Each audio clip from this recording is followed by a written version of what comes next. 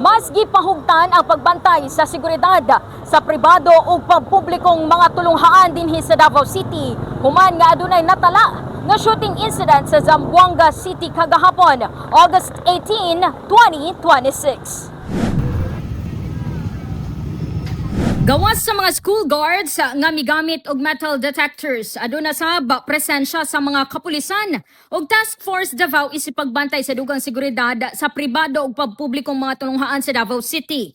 Gilayon sab nga naglusad ang City Government of Davao og coordination meeting sa pagpanguna sa Public Safety and Security Office nga gipanguluhan ni PSSO Head Angel Sumagaysay. Kauban ang lain-laing ahensya sama sa Davao City Police Office, Task Force Davao ug Department of Education 11. Subay sa maong panghitabo, dili matud pa mapugnan sa mga ginikanan nga mabalaka.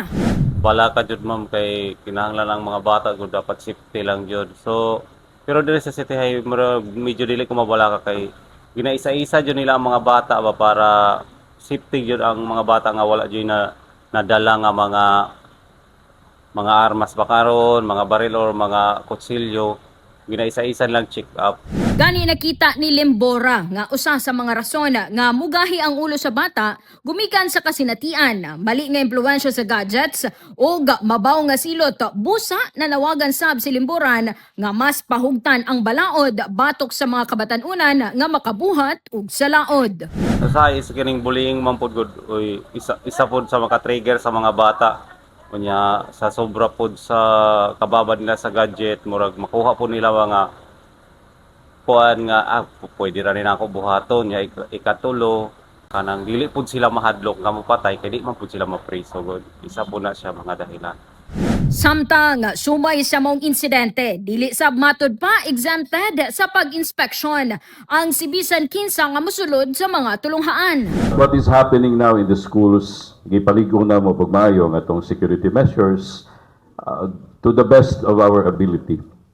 We do not allow anyone to get inside without going through the protocol now for security.